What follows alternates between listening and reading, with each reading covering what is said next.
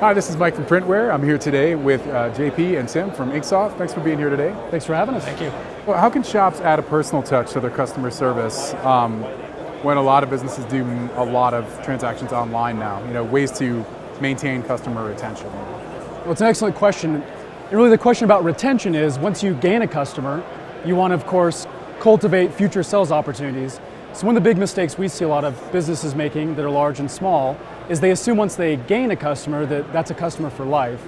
So really, we suggest there's 3 channels of marketing. It's to acquire new customers, it's to retain customers, and the third would be marketing to your actual employees.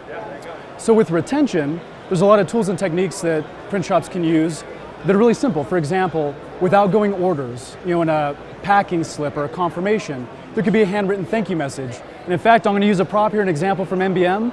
We're an exhibitor at the show. MBM dropped off a handwritten thank you card with a $5 Starbucks gift certificate as a way to say thanks for exhibiting. So it's the things like this that make the sales experience personal. It's something that a small organization can do effectively compared to a really big one, say Amazon or Custom Ink. They can't take the time to write a handwritten follow-up note. And at the same time, scheduling reoccurring sort of a calendar reminder to touch base with my customer. For example, maybe once a quarter, I can stay in touch and say, hey, do you have any new opportunities, or how's your organization doing? Here's some ideas with new product. So the real advantage to a local print shop is to do the human type of personal touches, whether it be a handwritten thank you card. It could even be a simple promotional item that's branded like a koozie, where it's branded to your organization, but it kind of something that they'll keep and might be memorable. So there's a lot of subtle techniques, but the point is most shops need to be focused on cultivating future sales opportunities from existing customers. A lot of ways to do it. Well, that's also a great way to, with a promotional item or something else that you do, maybe they ordered t-shirts, you do vinyl decals as well. So maybe you take that logo that they created for their t-shirts and then you throw it on a vinyl decal and send it off with the order. Not only is that a cool add-on, hey, I got a free sticker, everyone likes stickers, but now it's also planted the seed, oh, this company doesn't just do shirts, they do other items as well. Another real effective way to get that second sale, I like to talk about it because the first sale is always the hardest. The second one, you've already gone through the motions, you secured that customer. Second sale, you could do a promotional code or something for that included in the handwritten thank you note. Here's a $5 gift card, but here's a 20% off your next order. That's a great way to get another sale if they were satisfied with the service that you gave them. So aside from simply adding product photos to your a business's online store, what are some new approaches that apparel decorators can use to showcase their work in the digital sphere? Because as we all know, it's a very tactile, 3D sort of experience. So what are some things they can do to enhance that for people that are shopping online? That's a really good question.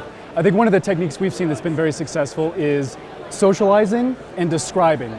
So most companies make the mistake of just bragging about their business and their service and their team, whereas incorporating sort of storytelling from your customer's perspective.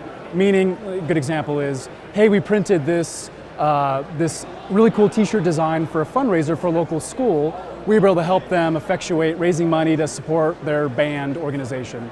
So you kind of use visual cues and maybe a photo of the band members wearing the garments. So it's sort of lifestyle photography. But more importantly is you're describing the value that you as the print shop provided to that organization. So it really kind of tells a story, tells what you do, how you can help, how you can be meaningful, and against that paradigm shift between just bragging about myself as a business. So that's one successful way. The other thing we've seen is folks using video. So photography is sort of status quo and expected, but using video to kind of tell a story, showcase, zoom in, get more attention. It's also an opportunity to speak. So to describe the quality of the shirt, why the shirt's relevant.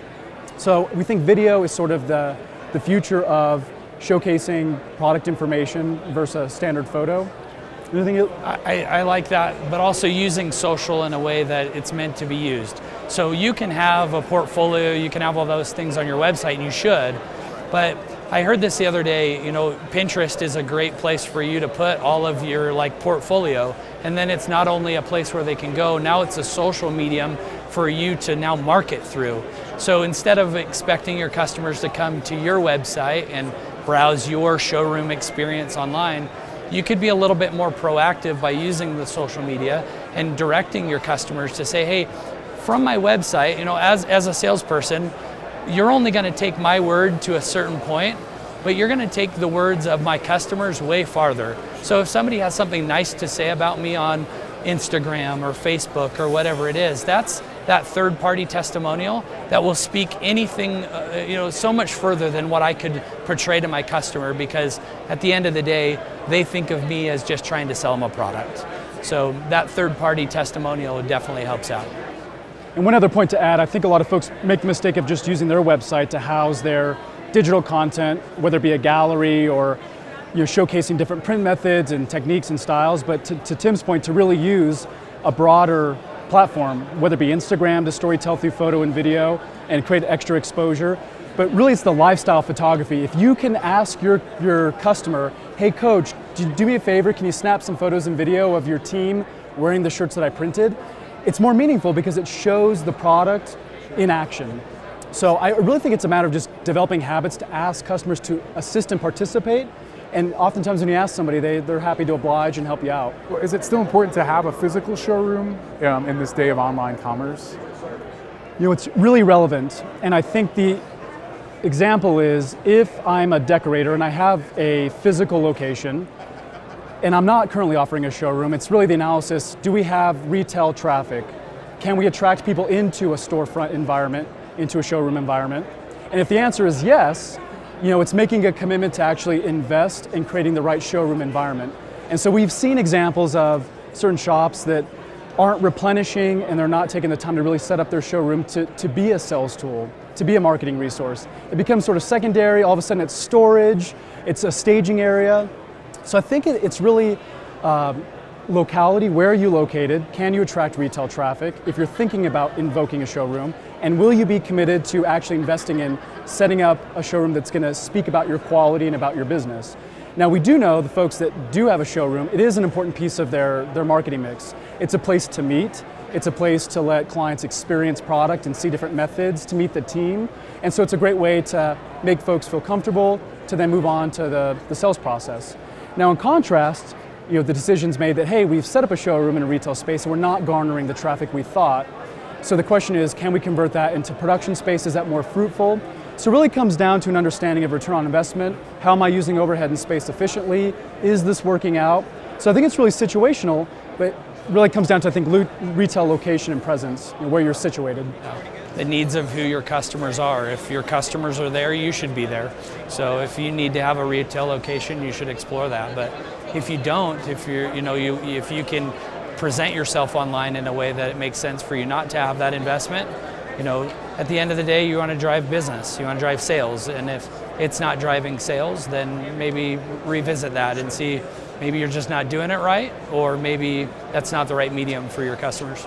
So it really boils down to your business model and your goals. Who's your market? Are they there? If they're there, you should be there too.